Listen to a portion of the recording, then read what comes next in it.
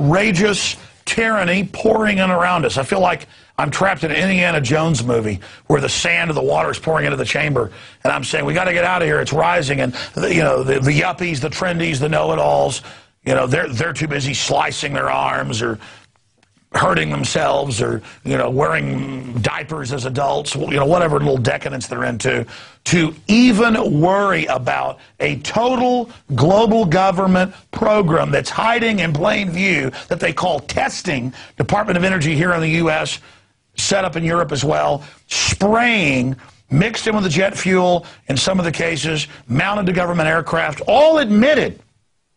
Not condensation trails, ice crystals, no. But barium salts, aluminum dioxide, other nuclei mixed in so that it creates an artificial haze. And NASA admits we're more than 20% darker, less sunlight hitting us. You don't just think they put that in the Matrix movies, 10 years ago because they thought that up about a global plan to black out the sun. But the scourge isn't the machines, it's us. This is part of the UN says, if you don't play ball with them, they'll just spray you and shut down your weather. Now, here's my frustration. I knew they were going to announce global government with this European crisis years ago. It's now happened. I know all of this. I know they're spraying us every day. I know they're spraying my family. I know we're all filled with heavy metals. I know it's hurting us. And Aaron Dykes, I asked him last Friday, I said, get together our research for Dark Skies, the documentary. We may make it someday, but we're just going to go ahead and start releasing the information and reports. This is just a small part of it right here. Government documents, hour after hour of them on video. Okay? And then I just said, look, he was literally out there 20 minutes ago before we went live. I said, get in here. We got to present what you've got. All these video clips, all this documentation, it's so frustrating. Will the yuppies even watch? Will they even care? Because you get into how they denied this stuff existed, but the people that broke down what they were doing accurately named the chemicals that were being used. But the question is, how long has it been happening? Why is it happening? What's the end game? I'll tell you the end game here at the first, then we'll go to Aaron. The end game is aluminum dioxide in all the soils, where you've got to go to companies like Monsanto. They're coming out with whole seed lines that will grow in aluminum poisoned soil. But that's only part of it. It's about the seed banks, the seed arcs, all of this. It's about weather weapons, shutting down regions that don't play ball. They're already talking about a Chicago mercantile system that will bet on the weather. Well, it's going to be a rigged casino. They don't set up casinos without putting their finger on it, without controlling it. This is about playing God. This is about world government.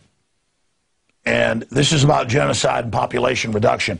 Aaron, I'm going to interject points here, but we've only got about 25 minutes, and we'll come back and do part 2, part 3, part 4, because this is so important.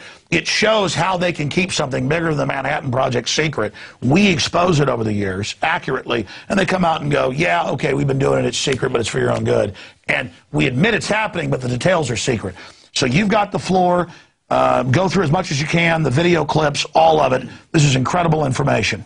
Yeah, just like you saw back in the 70s with Kissinger and the food as a weapon plans under national security, you see global warming and chemtrails under a national security proposal. And you'll see a lot of the quotes here of Kissinger talking about food as a weapon. Is the U.S. prepared to accept food rationing to help people who can't or won't control their population growth? They're talking about withholding food aid. Would food be considered an instrument of national power? You've heard the Club of Rome talking about how mankind itself is the enemy when it comes to environmental concerns like global warming and the rest of it. The real enemy is mankind. That is from the 1990s with the Club of Rome group. And then coming up at that was the head of the CFR, too. He's also Club of Rome. That was Haas saying that. Oh, these groups all interlock, Alex. And you see here where the Air Force wants to, quote, own the weather by 2025 and more, to use it against the enemy and to help their own forces. And it goes on to, it's not cued properly, but Secretary of Defense William Cohen admitting that weather weapons exist, that they can create hurricanes, earthquakes, and the rest of it. So this stuff is admitted, but it is hidden behind a national security pretext, Alex. Is that the right document? Well, you've got weather as a force multiplier, owning the weather 2025, and after that is the quote about William Cohen and how they are able to use weather weapons. Well, take your time. I know I said we're in a hurry, but take your time as we get to these. Global warming has been called a security threat because it's going to disrupt all these places where there could be droughts or food shortages, and you can guess who's going to be there to create the solution. Here you've got William Cohen saying others are engaging in a type of eco-terrorism where they can alter the climate, set off earthquakes, volcanoes remotely through the use of electromagnetic waves. It's real. That's the reason we have to intensify our efforts. He said that in 1997 when he was Secretary of Defense. That was Army times, yeah. And the point is, all these military researchers, all these national security people are able to manipulate the weather. They're spraying God knows what up there. We know what some of it is. A lot of it's aluminum and sulfur dioxide and the rest of it. But they've created this rationale that it's going to solve global warming. Now let's go. That's just their cover. They always denied it until 3 years ago. Now they go, we were doing it, but it's secret. It's to save the earth. We're peaceniks. We're Peace Prize winners. Yeah. And they admit one of the leading researchers of this whole geoengineering thing is David Keith, and he's got a paper explaining how the cloud seeding for the U.S. and for the Soviet Union goes back to the 20s. And we have clips, I know, from Ben Livingston, if we want to play some. Ready to go? Yeah, this is Ben Livingston, who was the father of weather weapons. And I saw him in a little blurb in an article, and they declassified that in the mid-'60s they'd certified Stanford, and he'd done it as a meteorologist. This is a guy in like World War II flying into typhoons. I mean, he's a real trailblazer. It was like almost, I think it was 90 when I interviewed him. I think he's still alive. But yeah, this was like 6 years ago. And, you know, the point with Livingston was they could control, steer, create hurricanes in the 60s. So it just shows how far this stuff's come. Let's go ahead and go to that clip. My name is Ben Livingston. I'm the first person to ever see a cloud with the intention to cause it to do military damage. I know I can say that, and I did it several times before the next person did it.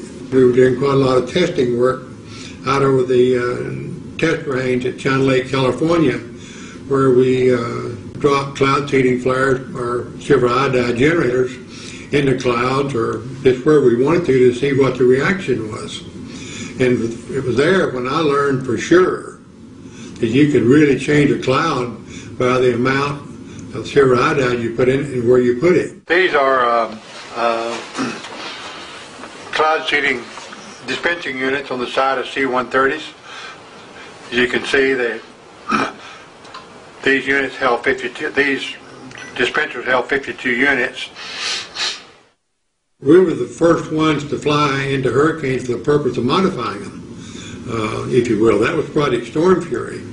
I began to be extremely confident that we could do whatever about what we wanted to with a hurricane. The Project Storm Fury had been going on since 1961, and they had already done, or had done, 2 experiments, one in 61 and 63. Well, by 1964, when I was there in 1964, I wrote the plan and started to have and track and a mission for every flight that was on the hurricane cloud seeding experiments.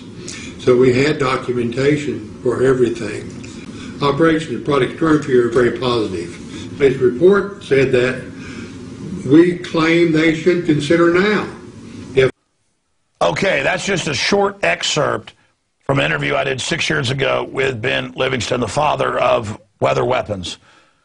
We're just demonstrating this exists, the cloud seeding, how they do it, moving right along, back to Aaron Dykes, because this is all going on, and you're supposed to just worry about football all day or what Lindsay Lohan's doing. I'm sorry, because what they admit they're spraying is brain damaging the population, as neurological disorders go off the charts, as the honeybees die, you name it.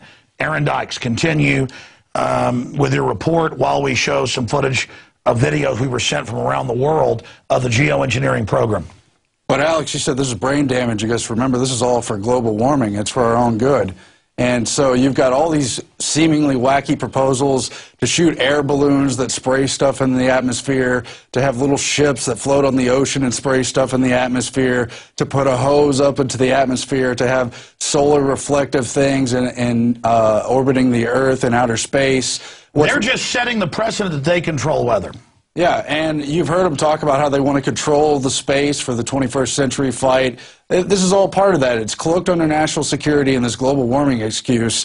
And among their other crazy plans is this albedo's plan to inject particles into the atmosphere and the stratosphere to reflect the radiation. Now, that alone will cause a disruption with the radiation forcing, which will change the weather perhaps in unpredictable ways. They know that, but they're still pursuing it because it's their best cover Chemtrail's only story. one part. They've got the magnetic field generators, they now admit, in China, Dubai, other places, that are just copies of HAARP that are energizing the atmosphere. But naturally, people have seen the stuff sprayed into the sky, asked questions about it, and as they're proving correctly, want to know more. Well, it all falls under this albedos plan. I know we have all these clips here about global dimming and about how shooting sulfur into the atmosphere is going to help that process, and it goes on from there.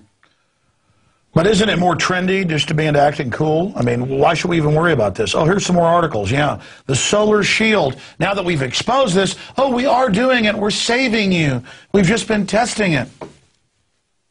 Yeah, and they're doing it. And here you see Bill Gates. He not only wants to steer hurricanes, but he's funding the plan to shoot stuff into the atmosphere. Yeah, none of us have property rights. None of us don't have a right to not breathe this because the little control freak chicken neck eugenicist who daddy runs Planned Parenthood says we're going to breathe it. So you see again and again academic papers about modifying clouds, creating artificial clouds. You can read them for yourself. You've got preventing global warming by increasing cloud albedo. This is just a few selections because, as you saw, there's literally hundreds of documents. But here, Paul Crutzen, he won a Nobel Prize, and he's very much at the forefront of this whole thing. He's talking about albedo enhancement through stratospheric sulfur injection. He admits they're going to shoot sulfur particles into the stratosphere and atmosphere to try to cool the planet. And that's one of the main proposals that's tied to this spraying from the planes, because you've also got this one from Jay Gorman about how the stratospheric injection of aerosols can be done with fuel additives, aviation fuel additives. The paper describes the selection and preliminary testing of chemicals that might be used as aviation fuel additives to inject these products, sulfur dioxide and micron-sized silica particles, into the stratosphere from commercial or military aircraft. They admit they're testing it, and when it's tested, they have... Well, this whole program they call testing, well, when is it coming up where they admit they mix it with the jet fuel, the patents? This is the one right here. Atmospheric testing could be started almost immediately. Separately, there's other patents where they kind of sketch out ways that they can mix powder and create contrails, such as this one. Here, guys, let's hit pause on that. Incredible job, Aaron. You've really overdone it as usual. You're calling this just the tip of the iceberg. This is quite an iceberg. Yeah, here's some of the patents on the jet engine and how it disperses the sulfur dioxide, the aluminum dioxide, so you can enjoy the massive increases in neurological disorders now plaguing everyone. And this is an InfoWars article from just about a year ago, back last December. And then it lists all the patents, 1619183204585. I mean, folks, don't. I think there's literally a couple hundred patents. Yeah, I mean, don't. Listen, spend your time. I know TV said it was a conspiracy theory. Why don't you go to the U.S. Government Patent Office? I mean, really, learn. But then people are going to nickel and dime that this wasn't the one they chose to go with. The point is, they have massive amounts of researchers. The point is, they admit they're testing it. When we learned the name of the passive aerosol program, we found out it's huge. It's going on. All I know is 15, 16 years ago, trails didn't sit there all day. They admit our Earth's dimming from this. Incredible, Aaron. They bring up this made-up crap about global warming or any climate change is unusual. And it's really just their excuse when you get deeper in the documents for weather warfare against the third world. But just like Obama's the peace president waging war, it's just a total cover story. Yeah.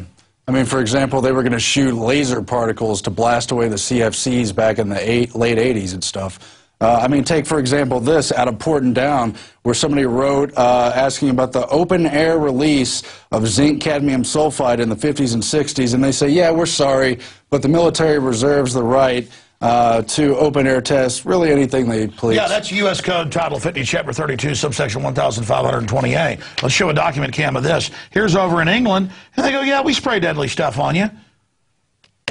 Yeah, we spray deadly stuff on you. Suck it. Die. We fry little foster kids in microwave ovens. You bet. Now die, sheep. Pay that tax money. We love you. If you don't love us, you're a terrorist.